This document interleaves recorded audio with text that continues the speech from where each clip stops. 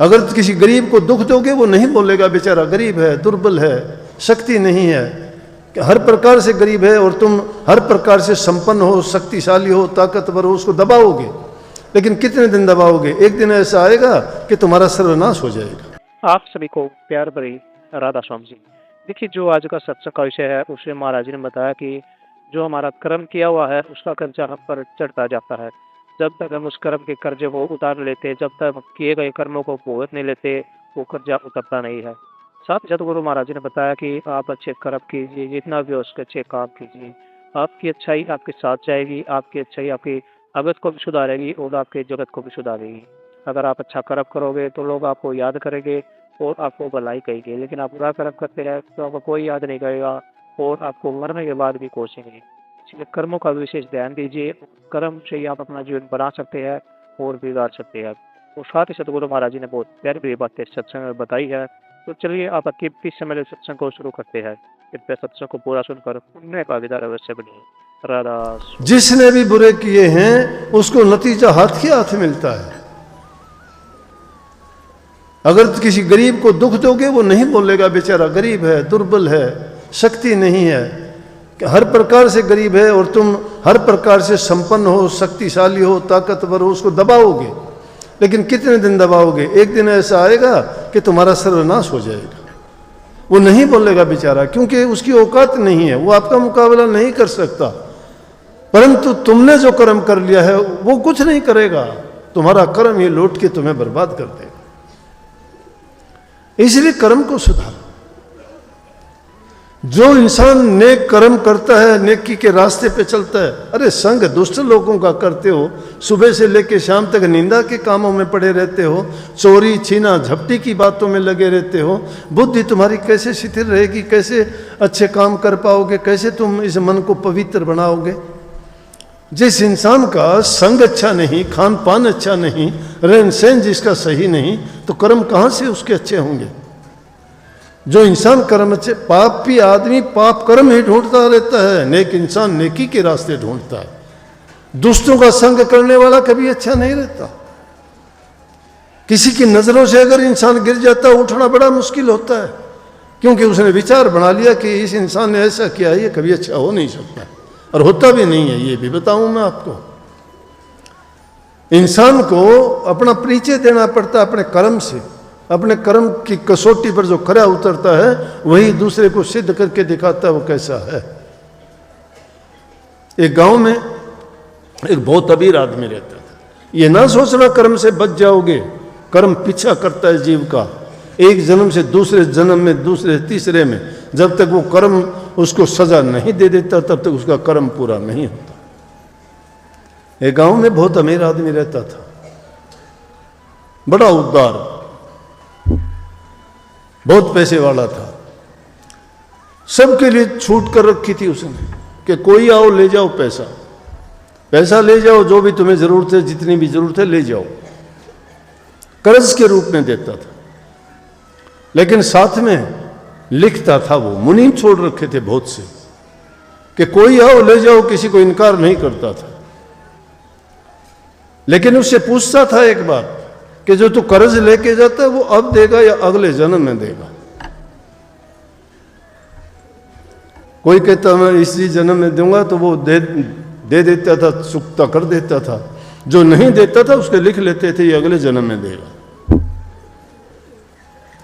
बात फैलती फैलती दूर तक थी, सब लोग जानते थे कि वो किसी को निराश नहीं लौटाता, जो भी जाता वो लेके आता। एक बार दो शराबी कबाबी, कभी अच्छे कर्म नहीं किए, खोटे मंदे पाप जो उनसे जितना हो सकता, घर वालों ने भी बेदखल कर रखा। ऐसे ही घूमते फिरते जहाँ कहीं बैठ जाते वहीं पे शराब पीना, निंदा करना, बुराई करना, किसी से पैसे लेना, लेके नहीं देना, किसी से लड़ाई, किसी से झगड़ा। क्यों? कोई ठिकाना ही नहीं होता ऐसे लोगों का। दोनों ने बात की कि अपना यूं तो कैसे काम चलेगा, काम कुछ करना ही नहीं। जो इंसान काम करता नहीं है और चीज़ें उसको सब ज़रूरत है तो कहाँ से पूर्ति होगी। दोनों ने आपस में विचार किया कि चलो उस गांव में जो सेठ है उसके पास चलते हैं और उससे जाके हम कर्ज ले लेंगे। और कर्ज कह देंगे कि अगले जन्म में देंगे। हम तो लिखता है कहते हैं कि भाई अगले जन्म में दे देगा। और पैसे भी थोड़े नहीं पूरे लेके आएंगे। बोला कि ये जिंदगी अपनी पूरी कट जाए, ना किसी से मांगने पड़े, ना किसी से गिड़गिड़ाना पड़े किसी के सामने, ठाठ से जिंदगी बीतेगी। अगले जन्म में किसने देखा कि जन्म होगा नहीं होगा, क्या होगा, कौन देगा कौन लेगा, कहाँ ये होगा कहाँ हम होंगे। दोनों ने पक्का इरादा करके और दोनों चले, सेठ के पास पहुँचे। जाके सेठ से कहने लगे, जी सेठ ने भी देख लिया कि आदमी तो लगते हैं ऐसे ही है। क्यों आदमी अपनी पहचान छोड़ता है? जो इंसान जैसा कर्म करता है वो उसके चेहरे से झलक जाता है। जो जैसा इंसान होगा उसका चेहरे पर सब कुछ आ जाता है। गौर करने वाला आदमी होना चाहिए। गौर करोगे पता लग जाता है। आप भी देख लेते हो कि ये आदमी तो अच्छा नजर नहीं आता, इसकी तो नजर कुछ और तरह की है, पहचान लेते हो ना। तो सेठ भी रोजाना इंसान मिलते थे, उसने पहचान लिया आदमी तो कुछ ऐसा ही है। फिर कोई नहीं, बोले आओ जी। नेक इंसान तो नेक बात करता है, अच्छी बात करता है। कहने लगा, आओ कहाँ से पधारे हो? बोले जी हम तो फलां गांव से आए हैं। कहो कैसे आए, क्या सेवा करें? बोला जी सेवा क्या, हम तो आपसे कर्ज लेने के लिए आए हैं। बोला मुनीम बैठे हैं, ले लो, क्या लेना है ले लो। बोला जी हमें तो ज़्यादा पैसे चाहिए। बोला मैंने कब कहा है, काफ़ी मुनीम है, जितने आपको चाहिए ले लो, लेकिन ये बताओ इस जन्म में कर्ज वापस करोगे या अगले जन्म में? कहने लगे जी अगले जन्म में देंगे, इस जन्म में नहीं दे सकते। बोले कोई नहीं, जाओ। जाके कहने लगे कि सेठ ने कहा है कि हमें दे कर्ज दे दो। बोले कर्ज अब देना है वापस या अगले जन्म में? बोले अगले जन्म में। बोले कितना कितना? बोले 5-5 लाख रुपए दे दे। थोड़े क्यों लेने, देने तो है ही नहीं। 5-5 लाख रुपए दोनों ने ले लिए और उठा के चल दिए। लेके उन पैसों को रास्ते में चलते चलते कि बोले कि ले जाना भी आसान काम नहीं है। कभी चोर उचक्के ठग कोई आदमी हमें रास्ते में लूट लें, रात को तो नहीं चलेंगे। दिन के चलते चलते गांव आया, उसमें किसी से कहा भाई हम रात को रुकना चाहते, किसी ने नहीं रोका उनको। कहने लगे, किसी ने कह दिया जगह नहीं है, किसी ने कह दिया कि हम नहीं रोकेंगे। आखिर में एक गांव के बारवाई, जानते हो ना बारवाई, बाहर एकदम एक तेली का मकान था, उससे जाके बोले, कहने लगे भाई हमें रात को रुकना है, रोटी राटी की हमें ज़रूरत नहीं है, रात काटनी है, सुबह को चले जाएंगे। कहने लगा कोई नहीं, आ जाओ, मेरा तो घर अंदर है, एक खाट है, एक पे दोनों सो जाओगे? बोले हाँ आराम से। वो तेली चला गया। बोले ये मेरे 2 बैल बंधे हैं, एक यहाँ ये एक जोटा है। जोटा जानते हो ना, भैंस का काटड़ा बड़ा जो हो जाता है उसको जोटा कहते हैं। जोटा बुग्गी में जोड़ते भी हैं, काम लेते हैं ना उससे। एक बोला ये है 2 बैल हैं, रात को तुम आराम से यहाँ रहो, सुबह चले जाना, आपकी मर्जी हो। जब वो चला गया घर, रात को जब एक खाट पे कहाँ सोना था। फिर जोखम पास में, डर कि कभी इन पैसे को कोई उठा ले जा। दोनों जनों को नींद आई नहीं, पूरी रात अपने बात करते रहे। जब आधी रात सी हुई तो बैल और झोटा भी आपस में बैठे बैठे देखा कि वो आदमी भी जग रहे थे और वो भी उठ गए। उठने के बाद में वो झोटा बोलता है बैल से, कहने लगे ले भाई, बैल भाई। बोले कि हाँ बोल। बोला भाई अपनी तेरी बस आज तक की वो थी, कल सुबह मेरा काम पूरा हो लिया कि जितना ये मेरे से इसने कर्ज लेना था मैंने इसका कर्ज चुका दिया। बहुत इसकी मैंने मार खाई है इससे, इसका मैं कर्जदार था और वो कर्ज चुकाने के लिए मैं जो है भैंसा बन के आया। ये मुझे गाड़ी में जोड़ता था, बाहर ला देता था, मेरे से नहीं चलता था, मुझे पीटता था, खाने को देता वही, उसी में मैं गुजारा करता था। लेकिन भाई मेरा कर्ज था, वो कर्ज मैंने उतार दिया। सुबह को मैं तो मर जाऊंगा और तेरी मेरी दोस्ती खत्म। वो दोनों सुन रहे इन बातों को। बोला कर्ज? बैल बोला भैया कर्जदार तो मैं भी हूं इसका, और 2-4 घंटे अगर रुक जाता तो मेरा भी कर्ज पूरा हो जाएगा कल। बोला अरे तेरा कैसे हो जाएगा? बोला मेरा इसलिए हो जाएगा कि मैंने इसको बहुत, कभी मेरे से तेल की घानी में जोड़ता, कभी हड़ में जोड़ता, कभी वजन मेरे से ढोता, तो मेरा भी कर्ज पूरा हो गया, बस थोड़ा बहुत है बचता है, तो वो मैं भी किसी से मांगता हूँ। बोला कौन? ने बोला एक कसाई है, उस कसाई को मेरे पैसे देने हैं, और वो कसाई सुबह को मुझे खरीदने के लिए आएगा, क्योंकि उसने भी कर्जा देना है। बस सुबह आएगा, वो 2-3 घानी तेल की निकालेगा, निकालने के बाद में कसाई आएगा, कसाई आते ही जो है जो भी वो पैसे मांगेगा ये वो पैसे दे देगा। यहाँ से तो कर्जा फारिग हो गया, और मेरा कर्जा फारिग इसलिए हो जाएगा जब मुझे लेके जाएगा गांव से बाहर निकलते ही मैं मर जाऊंगा। बोले अपनी भी दोस्ती खत्म। दोनों ने बात सुनी कि भाई अजीब बात है, ये पिछले जन्म का कर्जा ये बैल बन के दे रहा है, ये झोटा बन के दे रहा है दुष्ट आदमी। हम तो 5-5 लाख रुपए बांधे बैठे हैं, अपना क्या हाल होगा। लेकिन देखते हैं, क्या पता सुबह को अगर ये झोटा मर जाता है फिर देखेंगे, ये बैल मर जाता है फिर देखेंगे।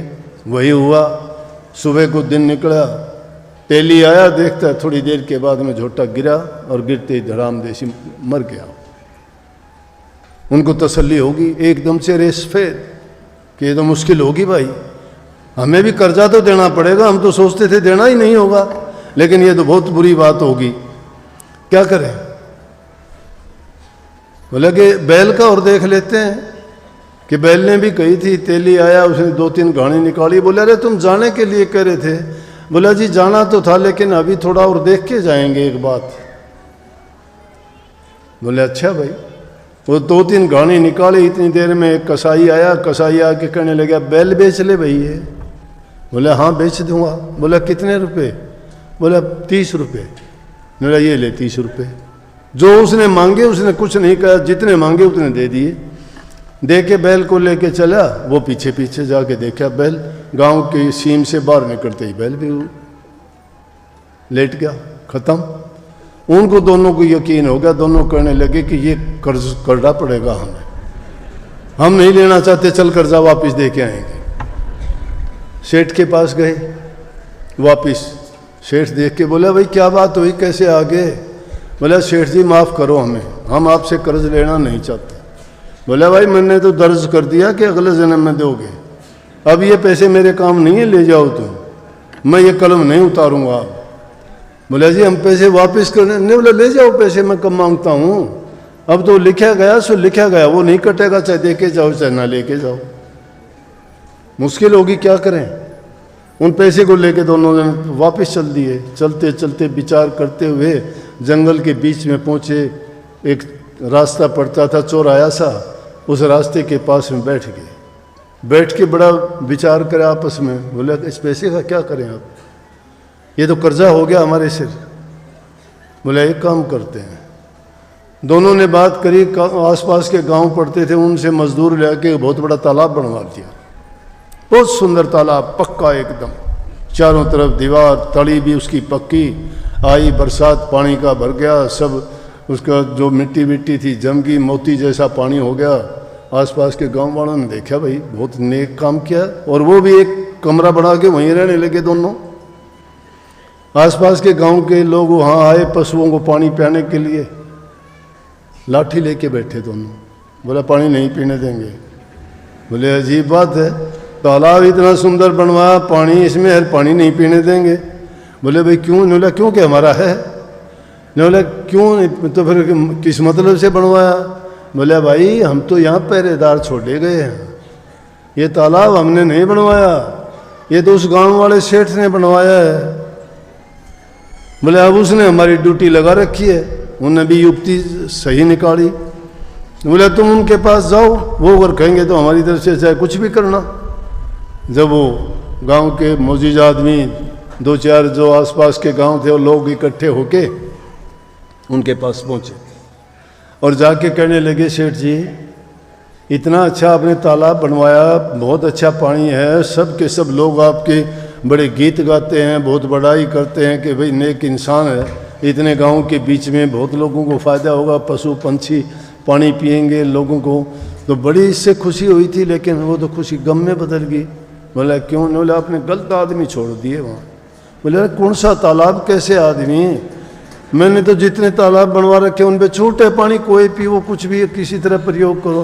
बोला नया जो बनाया बहुत सुंदर बनाया आपने। बोला कहाँ, मुझे दिखाओ ना।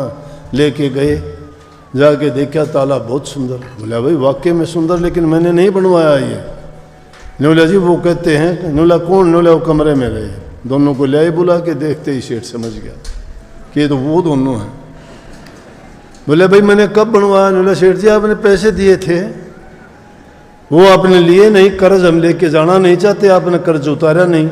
हमने सोचा कोई ना कोई नेक काम कर दें जिसके कारण जो हमारा भी कर्ज नहीं चढ़ेगा और आपका भी पुण्य अच्छा होगा।